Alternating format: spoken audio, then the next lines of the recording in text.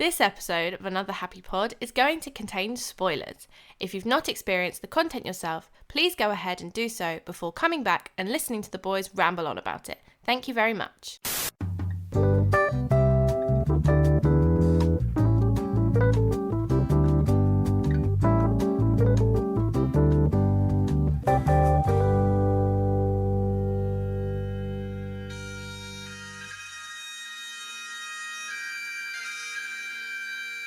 Welcome back to Another Happy Pod, brought to you by the Pint Size Network. The pod where we usually keep it fresh, positive, but today we are dripping in sad vibes. We're your hosts. My name is Lawrence, and as usual, I'm joined by Nathan, the old fossil. Thank you for attending, Nathan. I had to stop the music so I could talk. Hello, thank you for having me today on this very sad occasion, on this very somber, grey day that we have gathered here together. It's a time of remembering, it's a time of mourning, but most importantly, it's a time to be together and look back, reflect on the moments. That's it. Yeah, I think today is a reflective day. I like to think on not as thinking of what we've lost, but what we gained from the overall experience. Exactly. I think that's something that the fallen PS4 captured a lot of emotions for me, and I think we'd be remiss if we weren't to go through and speak about some of the joyous experiences we've had. Yeah, so if you haven't gotten onto the bit yet, we're doing a funeral for the PS4. That's what this whole fucking shit show is. Can I talk at normal speed now? Yeah, sure, man. No worries. Okay, fantastic. You talk as fast as you like. So obviously it's big week. The PS5 has already launched in certain places of the world, US, Australia, somewhere else. But it's not yet launched here in the UK. We are due to receive our boys on Thursday, aren't we, Lawrence? We're both very excited about that. We are. Nathan was lucky enough to not have to take the day off work. However, I requested a full day of annual leave, which some would say is quite sad, and some at my work have said is quite sad. Especially when I have things due for the week after. But this is too important. But because we're gaining a new console, it sadly means we're losing one that's very treasured and very dear to us. Especially, I think mine and Nathan's friendship was pretty much built on PS4. Yeah, PS4 has definitely been a big part of our lives for the last number of years. And this isn't going to be a console wars kind of thing. This isn't going to be PlayStation versus Xbox. I got absolutely no interest in any of that. Play what you want to play. I don't give a fuck. All right. I personally just have always liked PlayStation. I completely agree. I don't want to get into any of that. I think if you enjoy your games on whatever console you enjoy them on, as long as it's not Xbox, that's fine. Why you gotta do this? Go on. Sorry. We've already spoken about 2 games. We've got podcasts out on Red Dead Redemption 2 and also The Last of Us Part 2. So if you want to, we're probably not going to touch on those, even though they seem like obvious choices. But if you want to hear our thoughts on them, please do go back and listen to those podcasts, because they are both some of our best work and also some of our most underappreciated work by way of streams. So go and help a brother out, is what I'm saying. Yeah, listen to those. We do go much more in depth in the story elements, particularly with those 2 episodes. So feel free to give those a listen if you like. And then as well, so let's start off this little funeral remembrance service, whatever the fuck we want to call it. Let's start off with how it all started. Lawrence, how did your experience with the PlayStation 4 begin? So I was saying this to my mum the other day. I genuinely don't remember when I first... Yeah, well, exactly that. Shout out Mary, indeed. My first experience with the PS4, I can't remember it at all. But I I remember it being a big part of my life. I think it became very important to me when I moved when I moved away and went to uni, because it was something I could do when I didn't have many mates. And it took up quite a lot of my time for a good couple of months. What was your first experience? All right, so that was fun. So basically, you got no idea. So that was fun. I got no clue. So my first experience, it was when I bought the PS4 when I was first at university. The first time. Ooh. I've gone to university a number of times, but the first time I went, I bought a PS4. It was honestly not long after launch, so it came out in November of 2013, I believe, and I got it around about, I think it was like around about April or May of 2014. Whenever Watch Dogs came out, because that was the game I got it with, the first Watch Dogs, I got like the bundle of the console and the game. A good choice, retrospectively speaking. It was fine. It was fine. I got, it is what it is. Not the best PlayStation game at all, but for like a first experience of the next generation at the time, it was definitely quite fun. And by this point, I already knew that I was leaving that university, so I wasn't going to classes and shit because I was a bad boy. So I just spent fucking 3 weeks straight just sat in my room, just playing as much of that PlayStation as I could.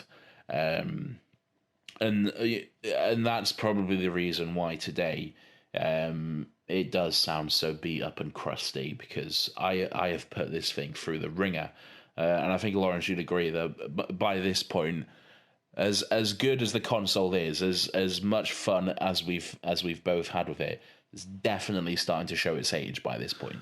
Oh my God, is it? When a phone gets all old and stops working, it starts getting really, really slow. Yeah. My PS4 isn't doing that. The reason I know it's getting old is because every time I turn it on, I like to load up the menu, to load up just the interface of the PS4. Yeah. It will just scream as if a jumbo jet is taking off inside my living room.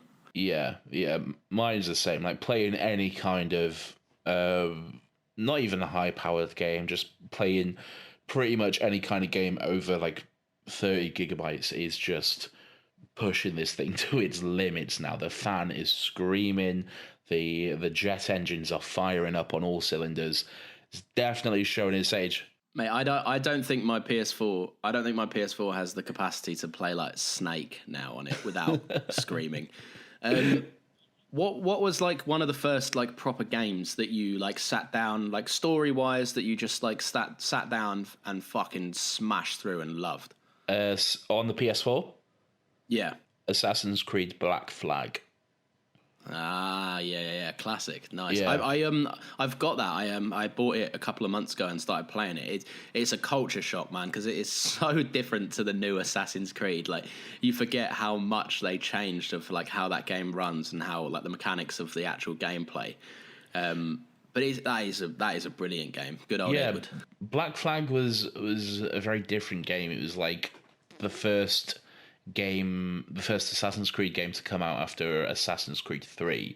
And I think by all means it wasn't a game built for the PlayStation 4 either. It was a game built for the PS3, but just happened to come out around the time that Next Gen was launching.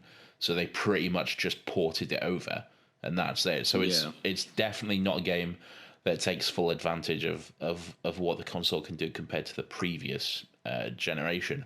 But still, it's still a great game because just because of what it changed and the fact that you get to live out this pirate fantasy adventure and sail a pirate ship and be engaged in battles and Blackbeard and everything like that. Was this the first game to introduce the boat element?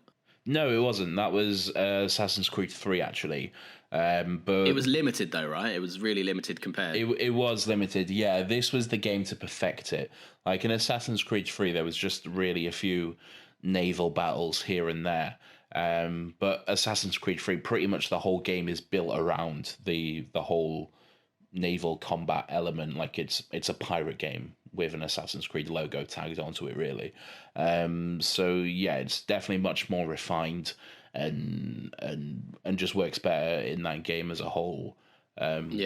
Yeah, definitely loved playing Black Flag. Just getting to actually live out this whole pirate fantasy was a lot of fun. So I really enjoyed that. What was your first game that sucks you in? The first one I played through and through was Grand Theft Auto 5. Obviously, I know that came out. That came out on the PS3, I believe. Did. Fuck me, that's going to see 3 consoles. That game is ridiculous. It's still earning still going fucking strong millions. as well. Yeah, it's the most profitable piece of content ever, which Jesus is Christ, just insane.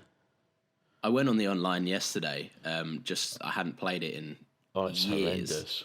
Oh mate, honestly, as soon as I spawned in, some prick was just fucking gunning for me automatically. Yeah. I was like, "Who are you?" Yes, I know of that. We spoke in the Red Dead podcast. The online of that, it's like Red Dead 2 is for gentlemen and who respect each other. They see people doing their missions, and 9 times out of 10, you get the odd dickhead, but 9 times out of 10, it will be good luck on that bounty, friend, and you'll just pass each that's other. absolutely true. You can walk up to each other, give each other a friendly wave and everything like that, and just be on your way. But mate, GTA 5 is a different beast in itself. It's ridiculous. Mate, the first thing that happened to me is a Lamborghini flew over my head and blew up. I was like, what is this?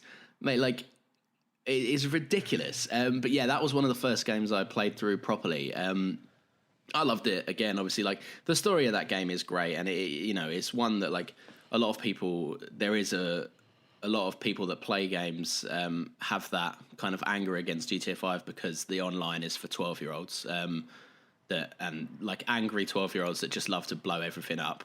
But the campaign's not to be forgotten. It is a wicked game. And I had a great time just steaming through that. I think the thing I really loved about it was that you could be 3 characters, and obviously each character is so different. You've got Michael, the middle-aged dad who's just a miserable bastard. You got Franklin, who's the up-and-comer, and then you've got Trevor, who is just batshit insane. I loved it for that. It was a great experience. Yeah, GTA 5 is definitely a lot of fun. Again, a game for the PS3, but I think it was more so defined on the PS4 though than the previous generation. Yeah, I really enjoyed that too. It's a game that is so fucked up because it's GTA. It's always fucked up. There's just so many weird elements. Trevor is basically just GTA embodied, basically. He's the average GTA player, just personified in that game. And he's literally a cannibal, I think, as well. He's literally fucking eating people at one point. Is that right? Mate, whatever is bad that you could think of, Trevor has probably done it and probably enjoyed doing it. The game hints at so many things that just make Trevor this absolute animal of a man. Yeah. And I don't think you'll ever really get to the bottom of it because a lot of it is just little in jokes, but they don't realize the effect they have on a character.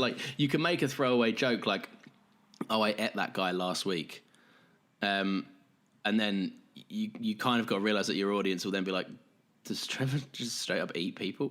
You can't say that without it meaning something. But yeah, no, he is literally the average GTA player embodied because, let's be honest, we spoke about it on the Red Dead podcast. When you play GTA, if you load up GTA now in the good year of 2020, 7 years after it came out, you're loading it up to murder people. You're loading it up because you've had a bad day at work and you just want to massacre some people. Fucking hell. Well, right. When was the last time you opened up GTA? Probably about 6 months ago or something. Yeah, and did you immediately start killing people? Well, yeah. Well, there we go then. Say Jesus all you want, Nathan, but was it those who live in glass houses should not throw stones? Right. What have been some of your favourite games to play? Because like I said earlier in the pod, we kind of became good mates, and one of the big things that like tied us in, especially when we met at uni, the big thing that like tied us together was our shared love for just like binging games, and Yeah, I like think just chatting about it. one in particular that really signified, that really pulled us together, really like built our friendship. Star Wars Battlefront. We had Oh yes. so much fun just playing just stupid games on there, where just literally just 1v1, where we just run around just hunting each other down, and we'd always fight to try and get Luke Skywalker because he was so fucking OP. Mate, he was a unit. Luke Skywalker like ran at the speed of like fucking light. It was ridiculous. This is Battlefront 2015, the like less refined one, and it definitely had some controversy to it because it wasn't really a game. It was just like a series of mini games and levels you could play. Really paid like 50 quid up front for them to be like, oh, thanks for paying 50 quid. You've now got the disc. Do you want the game? Well, you've got to pay another 50 for that right now. yeah. It was definitely a weird thing, and I think they resolved some of that when Battlefront 2 came out. But the first Battlefront, we had, like, controversies of the game aside, we just had so much fun just fucking being stormtroopers or whatever, and then just hunting each other down as much as we could. And like I say, fighting for the hero characters, and Vader versus Luke, and whatever weird combinations we could come up with. We specifically did like some, like, because we're both, you're a massive Star Wars like nerd, but I'm there, like I'm getting there. But I'm no way, I don't know nearly as much as you do about the whole franchise. But we do like specific weird things, like where most people would just be like, what character do you want to be? And we'd just play. And they'd just play it normally, whereas we'd be like, do you want to do like Vader versus Luke? Because that would be cool. Like, we were really fucking, like, we were such losers. But like you say, I think it was like some of the best fun I had at uni. Like, which is a loser thing to say in itself. Most people are like, oh yeah, go to uni, you go out every night, you get smashed. Nah, just stay in, have nachos, and play Battlefront. Nachos and Battlefront. Those are our days, man. That's why we're so unhealthy and rotund now. Oh no, we're big boys these days. All those nachos. And then building off that as well, I've had a lot of fun with Battlefront 2 as well, in a different way. Like, we haven't played much Battlefront 2 together, but Battlefront 2 for me has like been more fun just going online and stuff and just dropping in. Like, every now and then, what I like to do is just like listen to a podcast or something, and then just go online and like just play the Clone Wars, because it's just fun to do it. And like, say what you will about the launch of that game, definitely had its problems with launch, like loot boxes, and like, you want to have this character, pay for him, and everything like that, and fucking pay to win and all that sort of stuff. They did fix quite a lot of that though, right? They fixed all of it. It's all been fixed. Like, the Battlefront 2 that's out today that you can buy right now is so much different from the version that came out at launch, just because they've added so much stuff, and you don't have to pay for any of it. Like, everything in that game can be earned through just playing the game, and not even like grinded, not even difficult play, just like casually actually jumping into matches and earning battle points and everything like that. What did you think of the campaign of Battlefront? Because obviously, I know you said we've played it separately. It wasn't really a game that because by this point, by the time it had come out, and like we were like finishing up uni, so we didn't really have a lot of time to play it. Because it deals with like Inferno Squad, doesn't it? And is it Iden Versio? I'm pretty sure. Iden Versio, yeah. So I couldn't help but feel a little bit disappointed by the story, but that's only because of the marketing around it. The story itself is actually quite good and really interesting, but the actual, like, the marketing, like, this game was sold as, now you can actually be the Empire. Now you can be the bad guys, and and control this. Was it really? I didn't know that. Yeah. It was all like, you can be, the Empire, like, see through the fall of the Empire and the rise of the First Order and everything like that. And like, if you go back and watch the trailers, that's how it's sold. Like, you have like you have like shots of Iden Versio at Starkiller Base somehow. Oh my god! So For context, to anyone that hasn't played it, Iden Versio switches sides and goes over to the rebels within like four missions. Yeah, that's what I was just about to say. Yeah, like literally about 3 missions into the game, you switch over to the Rebel Alliance, and I was like, oh. Okay, so it's like that, and that was like, it just reminded me of like fucking Star Wars, The Force Unleashed, which is a great game. It's a great game, but that was the same thing. It was sold as like, you can now play as the dark side, you're Vader's secret apprentice and everything like that. But then I'm 90% certain you could complete most of The Force Unleashed just pressing the attack button. Like, you could be going and making yourself a sandwich. Like, you could literally walk away from the screen, just continue pressing X or whatever it was, or square, and just beat the game. Like, it's such an easy game. Yeah, it was not difficult at all. But again, it was the same thing as sold as being, like, say, looking at it from a different perspective, a different point of view, if you will, to quote Star Wars. But then that's just not the case at all, because then just, as always, just switches over to the good guys. And that's not a problem. Like, I get it. It's a story. You want to tell the story of the good guys, good versus bad and everything like that. And the Empire are dicks. They're a fascist regime. Obviously, that's not something you want to support and promote. But still, don't sell it to me as be the Empire.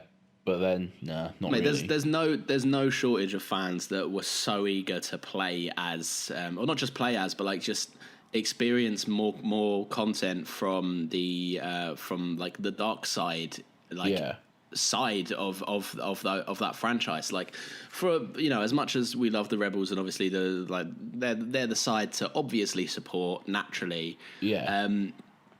At the same, I find them less interesting. Like, I do find all of, like, even I watched the other week, I watched Return of the Jedi, and every time it like cut to like a rebel kind of scene, it was great, and I loved it still. But it's the moments where like you can see Sidious and Vader talk to each other. That's the shit that I really love about like the original trilogy. And this is set just as the fall of the Empire is coming into effect, right? Or at least it starts literally starts during the end of Return of the Jedi. Yeah, like when the second Death Star blows up.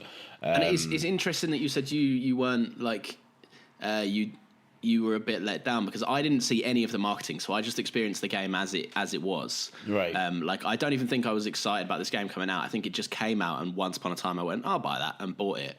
Yeah. Played it, and the next thing I know, I'm walking around the forest moon of Endor, and I'm like, this is fucking sick. Like, this is, because you never get that close in Star Wars games. No, you don't. And it is, for those moments, it is definitely absolutely great. Just jumping off what you said about like stories from like the Empire and the dark side point of view, there are some absolutely great Star Wars stories out there from that perspective. Like, before this game came out, a book came out, and I know you don't read books much because you can't read because you're an idiot. I don't know how to read. Yeah, you don't know how to read. But there is a book that came out which is essentially a prequel to this game. It's about Inferno Squad. And that's a great book, telling the story of like how they came together and like the missions they went on before the actual game starts and everything like that. And that's absolutely great. You read about Iden Versio fighting in the Battle of Yavin. Like, she's one of the TIE fighters flying around the Death Star in A New Hope. She's one of them. So you get to know all about that, and it's just great. And there's other stories. Lost Stars is another good one, which tells the Empire's point of view as well. But yeah, this, I guess it just came at it a different way, and for me, just a little bit disappointing. But again, I still enjoyed it. I still really enjoyed playing it overall. Yeah, no, that's fair enough. It's one of them, like, it's a it's a lot easier to please me because I'm less of a Star Wars fan. Like, obviously, I still love it, but you know it in and out. So like, I think pleasing you in Star Wars is it's not difficult, but you got to know what you're doing. It's not. Pleasing me in Star Wars is probably the easiest thing ever. You can show me a picture of literally the logo and I'll be like, yay. That's Star Wars. Yeah, it's really not difficult to please me in Star Wars at all. Like, I'm not someone who's like, this isn't Disney Star Wars, this isn't real Star. I love it all, man. I love it all. Like I said, it was really just the marketing that let me down, because it showed me one thing, but then gave me another, if that makes sense. No, that's fair enough. Yeah. Like, it's never. I find a lot of companies do that. Like, they misrepresent. To be fair, I even touched on this in. This is the third and final plug, I promise. I touched on this in The Last of Us 2. That a lot of the fans. The game has a lot of backlash, and one of the main reasons for it, and to be honest, the only real one I sympathise with, is that some of the marketing was a little bit clever by way of showing something that wasn't what it transpired to be. And I think that's something I don't like. I think if you're going to produce a game, you should like produce it with your chest and say, this is what it is. We've worked really hard on this story, and not be disappointed and not feel like you have to like clickbait in your trailers. Yeah, but The Last of Us was for a different reason, though. It wasn't hiding story elements that they didn't think people would like. It was hiding story elements for spoilers' sake. Yeah, I get what you mean, but to hear this full extended conversation, be sure to check out the pod. I'm going to move away from Star Wars because I'm going to touch on another Star Wars game a little bit later, but to right. give it a little break, there's one game that I want to touch on, which I know you haven't played, and that is Modern Warfare, the new one that's come out in 2019. Yeah, I've not played that. No, it's getting massive traction at the minute because of it introduced Warzone more than a couple of months back now, probably about a year ago now. It introduced Warzone, and it was... I have played Warzone. Yeah, and what did you make of Warzone?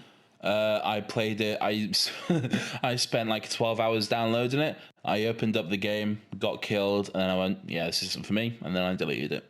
To be fair, that's one thing with Call of Duty. They need to learn how to compress their game files. They're fucking unimaginable how large those games are. Huge. And they don't need to be. Like, there's nothing in those games that screams like this is a ridiculously large file. Like, yeah, it's obscene. But anyway, the campaign kind of got very quickly overshadowed by Warzone. And while Warzone's fun, it's one of them it's like an arena thing. You just shoot people and you die, and then you come back and you shoot more people. It's a Fortnite. Yeah. It's a PUBG. Which is fucking, for me anyway, that's just not what I enjoy. Like, I've never enjoyed that kind of shit. Yeah. But yeah, the new campaign. But you played the old ones, right? When they were kicking about Modern Warfare 1, 2, and 3. I have indeed. Yeah. So they were wicked. This one, I was terrified of this game coming out. And I'll keep this brief because I know we can't really have a chat about it, and I don't want to spoil it for you because I do want you to play it at some point. I was terrified of this coming out because, Captain Price, the characters, they're so iconic. But if anyone has stayed away from it because they thought it would, like, do an injustice or a disservice to the old game, I urge you to play it. I've never seen... Like this, yes, this is a game about war. This is a game about killing. I've never seen the lines so blurry between, like, is this guy actually just a prick? Like, or what's going on? And it really touches on, like, the fact that the government could be doing a lot more to prevent, like, terrorist attacks, but they choose not to because of, like, various rules of engagement. It's very, very interesting, and it's a good game. But the main thing that I wanted to say... we got next gen remastered we got the first one years ago, the Modern Warfare remastered, and they did an amazing job with that. But recently the Modern Warfare 2 came out as a remastered game, which I think is I would be quite surprised if it wasn't most people's favourite Call of Duty game. It's definitely my favourite Call of Duty game, and I don't necessarily have a big love or nostalgia for Call of Duty at all. I enjoyed Modern Warfare, the Modern Warfare trilogy, but that's pretty much it with Call of Duty and me. Like, none of the others have really jumped out to me.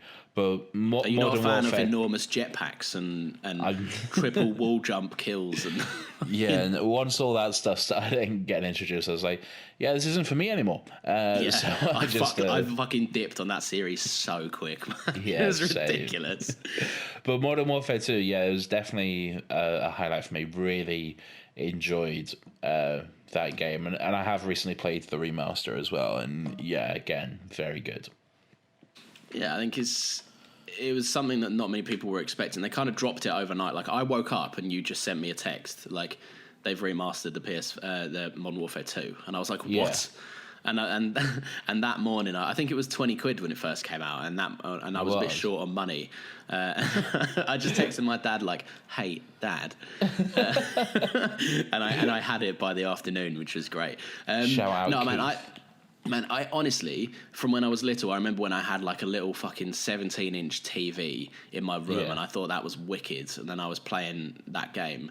Oh, mate, I have nostalgia so hard for like the Modern Warfare trilogy, not the other Call of Duties, because I think they're all subpar to the Modern Warfare trilogy, to be honest. I think we will be doing an in-depth episode on the Modern Warfare trilogy at some point. We will, yeah. But we need to wait until Modern Warfare 3 comes out with the remaster. I heard whispers that was supposed to be coming out by the end of this year, but that's obviously not happened. Apparently it's done and ready. They're just waiting for a release window. Fucking drop it then. What do you mean a release date? Like, we don't know the story. There's spoilers for the game that came out in like 2010 or something. No, but like marketing and shit, they want to drop it at the right time so they can get the most money, I guess. Now is the right time. I guarantee you, people are locked indoors. They will play your game. Well, tell that to fucking Activision or whoever. I'm gonna tell them. Do you know what? If anyone from Activision is listening to this, fucking. And why would you be? Yeah, exactly. Heed my words as warning. Like, I will get very upset. I'm gonna move it on quickly to. Do you want to touch on Marvel's Avengers, because there's some news about that came out this week as well. I wasn't gonna, because I haven't really played it. I've only played the beta. I was thinking we literally just sum up the fact that it didn't it lose like 63 million. Yeah. That's pretty bad, isn't it?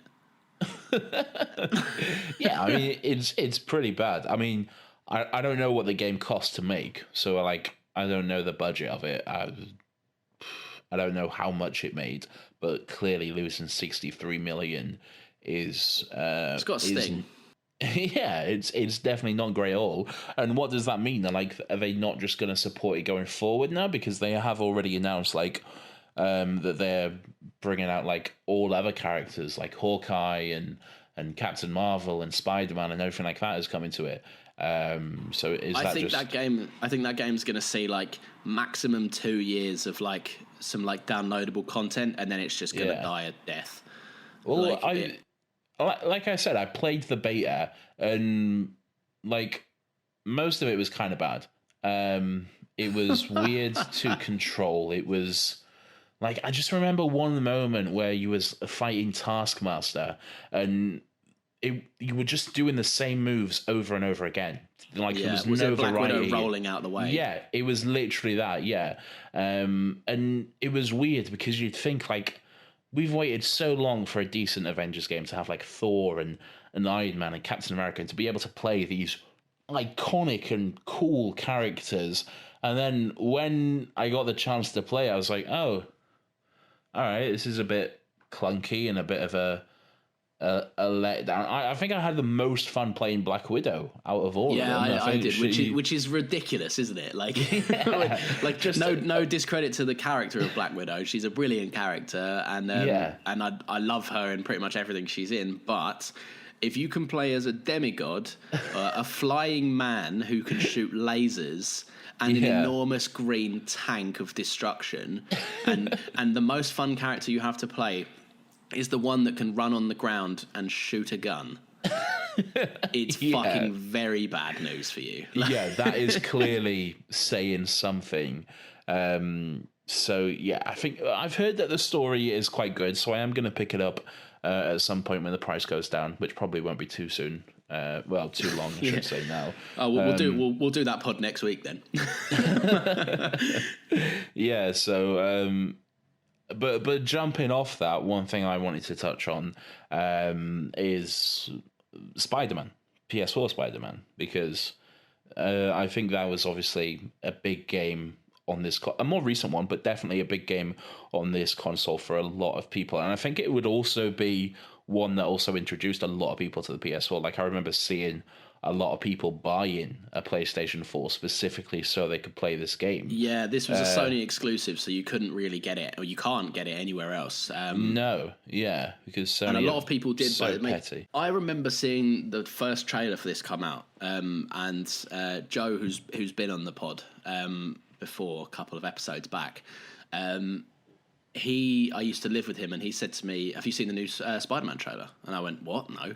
And I hadn't even heard there was a Spider-Man game coming out. Yeah. Can you imagine my excitement to not know anything, to then watch like a 20-minute, like a 2-minute trailer where the gameplay is included and it looks amazing. It did, yeah. Mate, I was I dropped everything I was doing and I immediately just started Googling like information about this game. Like release date, if there was any confirmed characters, who was playing Spider-Man was a massive one. And obviously it was a complete unknown. And I'm not going to go too much into Spider-Man because spoiler alert and a future plug, it's going to be an episode that we do, I believe the week after next, once we've played the remastered and Miles Morales as well. But my God, my experience with this game when I first played it, dude, my girlfriend kindly bought it for me. And I just went home, and luckily I had 2 days off, and I just fucking binged this game. Like, she would go to work, she'd say, I'll see you later, don't spend all day on Spider-Man. I go, no, I won't. She comes home, I'm still playing it. like these are like 9-hour days, and she comes back, and I haven't moved. I'm in the same place in front of the TV. I think if this game, like, I know it can't be, and it's brilliant in the medium it is, if this was like a movie that was released, because Spider-Man fans are notoriously hard to please, as we've spoken about, we spoke about all the Spider. Another plug for a previous podcast we've done. We spoke in depth about all the Spider-Man movies. If this was a movie, it would unify the world. Like, wars would end because everyone would just be able to enjoy this piece of Spider-Man content. I'm sure some Spider-Man fans would find a problem with it, but Spider-Man fans could find a problem with anything. It's true, they can. But yeah, it's incredible. The story is great. The gameplay was so much fun. They took like what worked, like the Arkham combat and everything like that. It's just such a good game, man. And I absolutely cannot wait to start playing Miles Morales, and it absolutely kills me that I literally could be playing it right at this second. It's literally on my PlayStation 4, but I want my first experience of it to be on the PS5, so I'm waiting until that drops. Mate, it's torture. Painful. I just keep seeing the icon and I'm like, I just want to play you, but no, showing restraint, trying to anyway. But yeah, I'm definitely looking forward to that. You said you wanted to talk about another Star Wars game? Yes. This is the big Star Wars title that got announced for this console. Jedi Fallen Order. Yes. I know your opinions on it, but do you want to sum up like how you feel? Jedi Fallen Order is, this is going to be a massive shock to everyone, I think, because it's me and it's Star Wars. But yeah, it's good. Wow. I liked it. Fucking shock. It's Jedi Fallen Order was a great game in terms of both story and the gameplay elements for me as well. I really liked the combat that they took, the way like it's based on like parries, and you have to be like thoughtful about the way you engage someone with a lightsaber. It's definitely a change from like this lightsaber's a baseball bat and you just beat someone with it. It's definitely not if you were a fan of like we spoke about earlier, like if you were a fan of like Force Unleashed, where basically if you have a lightsaber you're immortal. And you can massacre about 80 stormtroopers in 5 seconds. This game, it did surprise me that the combat was so like in depth, because you can be they do it quite well, because you're a Jedi who escaped. You're a Padawan at the time that Order 66 comes about, when all the Jedi get massacred, and you escape, and then you haven't picked up a lightsaber in quite some time, and you're trying to suppress your use of the Force as well, because the Empire are hunting Jedi. Like, this is at the height of their power. They've just kind of come in, and they're like, let's fuck shit up now. So you're not like a Jedi Master. You're not someone that holds this lightsaber and is just immediately immortal. You're not very well trained, and you're very rusty. So the combat I think that's a brilliant story element that supports the combat, in the sense that if you've got 6 stormtroopers, like in normal games, you'd be able to be like, easy. They could kill you in this game. They could easily kill you if you're not paying attention properly. Yeah, definitely. And that's what I like about it as well. Like you said, with the story, Cal is a very inexperienced Jedi. Sure, he was in his training during the Clone Wars, and he was doing pretty well. But 5 years after that, he's been in hiding. He hasn't touched. He hasn't used his lightsaber. He hasn't really used the Force. So he's basically starting from scratch again. So he's definitely a novice. And it's good. It's good to go through that whole training and build yourself up through the ranks. Essentially, I really enjoyed that. Yeah, I liked this game. However, I didn't love it personally. Okay. And that was mainly because, again, I'd probably say it's my fault. I didn't really look at much of the marketing for this game. And therefore I went in thinking it would be look, put it this way: when you hold a lightsaber in a game, you're powerful. You like to feel like you can fuck shit up, and I liked the twist on it where stormtroopers could easily kill you. However, I felt that like a lot of the interesting segments and the big fight scenes and the combat moments and elements were a bit far and few between. I found a lot of this game was puzzle solving, and I notoriously hate puzzle solving in games. Like, I don't mind it when it's simple, but when I have to really like the Uncharted puzzles, like the in-depth fucking have to move a statue's hand like 90 degrees, and then you've got to like twist his nose to open a portal in his mouth or something like I can't stand it. It annoys me. Like, you are a very simple man, aren't you, Lawrence? I don't have a problem-solving head. I just don't, and it winds me the fuck up. And also, like, using the Force, like, I'd overswing. Like, so you basically, like, I'd say 90% of this game is pushing boulders with the Force.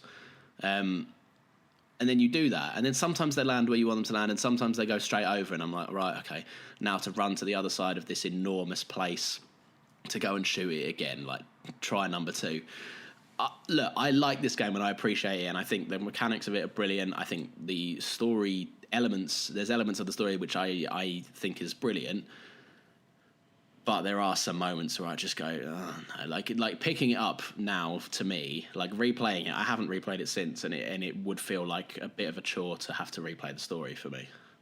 I like it. I like I quite like puzzles in games.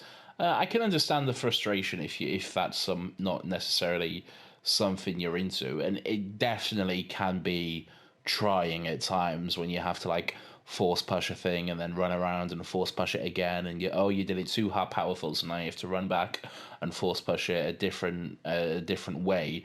It definitely can be trying, but I don't know, man. I just like the sense of relief when you finally get it. I quite enjoy that. And the puzzles for me were very few and far in between. I think you're just focusing on them more because they stood out to you and you hated them so much.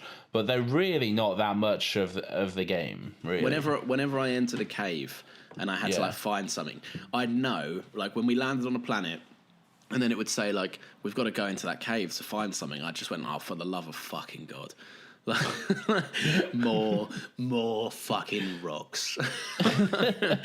I'm going to move on because we want to quickly touch on another game. Like, it's similar to Battlefront, the first one, its official title. I want to really touch on Assassin's Creed Origins, because that's another game that united us as mates. I think obviously we were established good mates before this, but we collectively, we both loved this game when it came out. Assassin's Creed Origins is definitely one of probably the best Assassin's Creed games since like the highlights of AC2 and Brotherhood for me. It's such a good game, man.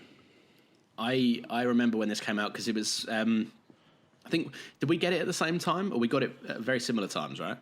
Very similar times. I think I might have got it just before you. Like, I think the January, like it came out in around about October, and I think I got it in January, and I think you got it like just a month after or something.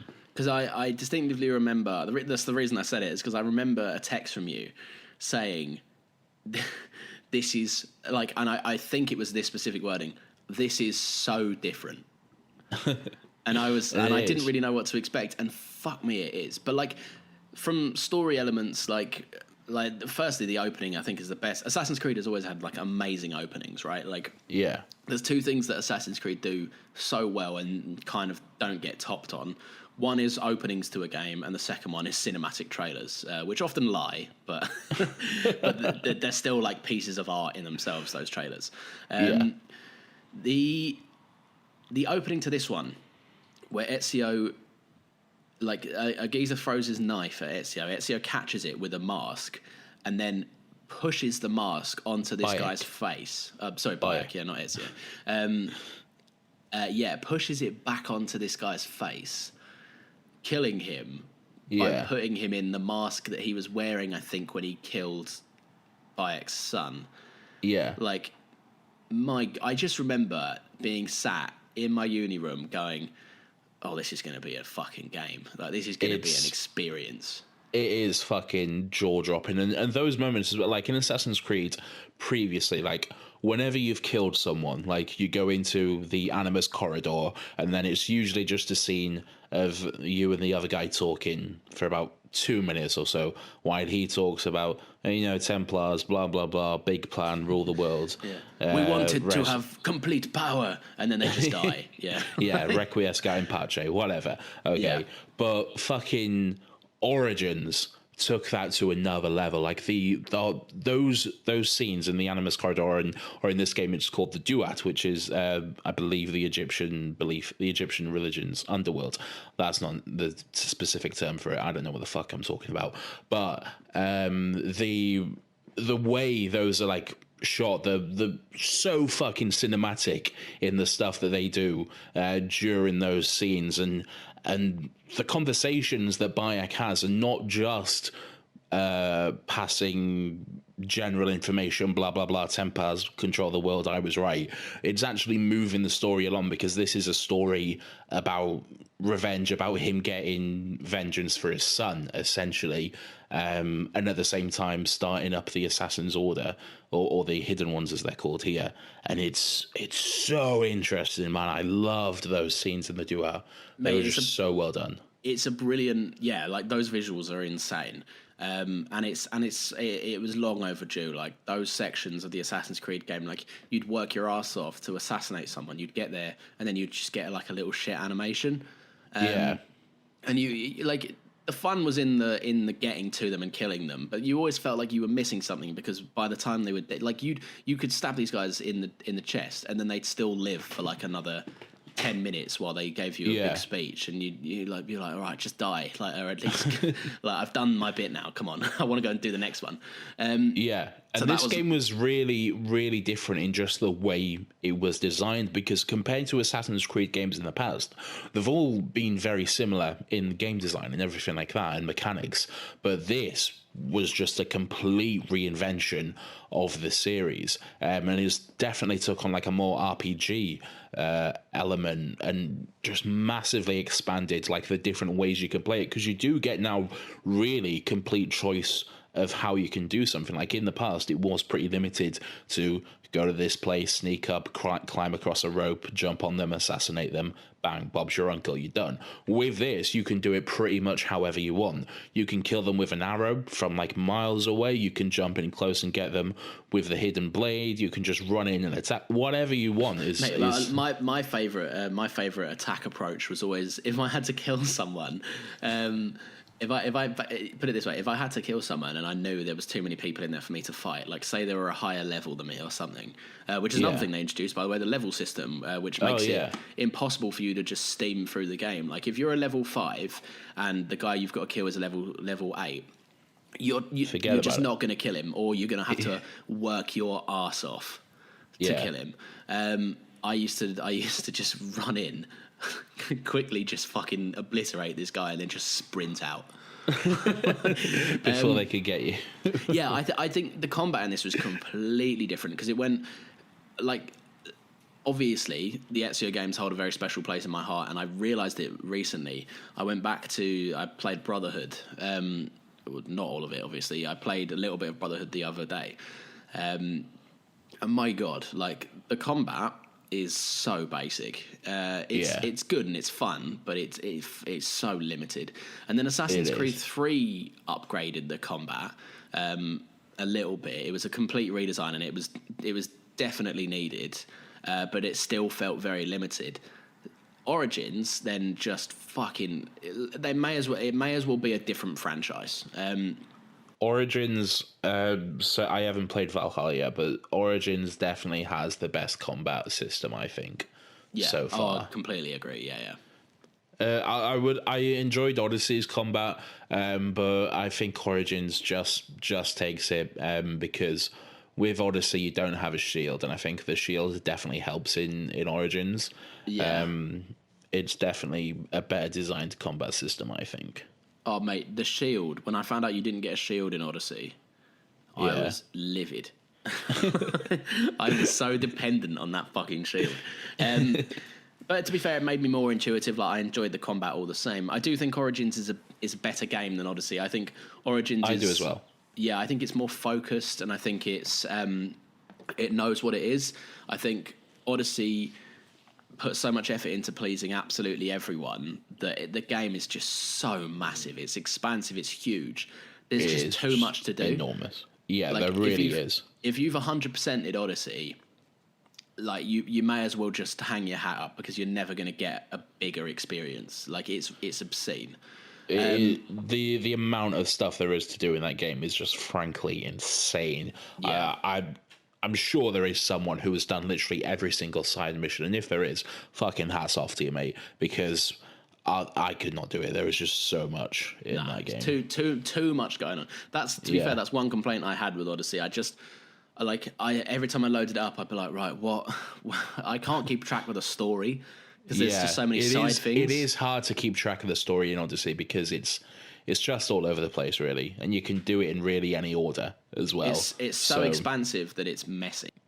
Yeah, it is. I still enjoy Odyssey, but definitely when I went back and played Origins a couple of months ago, I was like, oh yeah, no, okay, this is a much better, better game. Yeah, this is where it's at. I'm enjoying it. I'll leave it there, because we'll probably talk about Valhalla pretty soon as well. It won't be on the top of the priority list, because we want to really touch on Miles Morales. I'm happy to tie it up there. This has been a lovely trip down memory lane for the PS4. It definitely has been. I've really enjoyed my PS4 over the years, and it will be a little sad on Thursday when I turn it off for the last time, I guess, and fucking sell it, I guess. Because I really have had some fun with my wooden PlayStation, so it's definitely something. For context, Nathan has a case on his PlayStation that makes it look like wood. It's not a case. It's a deep brand. It's a wooden skin. It's a skin. It's bad. It just looks awful. It looks like a 70s VHS from your grandma's house, and I love it. It just looks atrocious. No, it doesn't. I think it looks great. No, you're incorrect. No, you're wrong. I'm not wrong. It's great. No. But I am definitely had some good memories. But although, despite all those memories, I am excited to play a game and not have to wear headphones. It's gonna be really nice that I can finally hear the sound design of games again after 3 years of not ever hearing them. I'm excited to play The Last of Us 2 because I hear the sound design and the music in that game is amazing. I wouldn't know personally, but we'll see. I'm going to replay a lot of old games, I think, when I get this. Yeah, me too. Just to really, basically, as soon as I complete Miles Morales, I'm going to move on to Valhalla. As soon as I complete Valhalla, then I'm going to be just like, what other games can I play? What older games can I do now? Yeah, exactly. And I think we are going to do an episode on Miles Morales and Spider-Man coming up pretty soon. Yeah, it's the week after next, so please do come back for that if you want to hear it. Stick around, exactly. Next week, Nathan, we're talking about Godzilla, the King of Monsters. Oh, shit, we are excited for that. We are. I have to rewatch it. Big monster movies. I don't so much, but I can't really remember this one, so maybe my opinion will change. Don't hold me to that, listeners. There we go. Also, if you've made it this far, well, we do massively appreciate it. This has been a slightly unusual pod, but we do love the support that you lovely listeners have been giving to us. And if you haven't, you need to ask yourself why not, because we're putting in all this effort for you guys, and it's completely free. Frankly, pick up the slack, pull your weight a little bit more. Come on. Yeah, you know what? We're doing all of this. You know what? These don't just come out. Me and Nathan have to record them. We have to talk about what we have to spend a large time watching things that we 9 times out of 10 don't like. So we put ourselves through hell for this, and it's all for free. And the least you guys could do is put it on while you sleep, so we get those views. This isn't easy, all right? We make it look easy, but it's not easy. So fucking do your part. It begs the question: why are we doing it? Yeah. That doesn't matter. We are doing it, and that's the real thing. Because we want to. Now shut the fuck up and listen. Exactly. I'm going to sign it off there. So as always, thank you very much for listening. Hope you've had a whale of a time listening to us eulogise the PS4, a games console. Be sure to check us out on Twitter for all the gifts and all that good stuff. You can find us there at Another Happy Pod. Maybe drop us a tweet, let us know what you'd like to see next, although we do have a pretty tight schedule that we're sticking to, so you can do that, but we probably will ignore what you ask for. But give it a go anyway. Yeah, give it a go. We like to see the engagement. We'll give it a like, even if we don't, if we can't be bothered to respond to it. Otherwise, stay groovy. We will catch you every Sunday at midday, and thank you again for listening. Another upsetting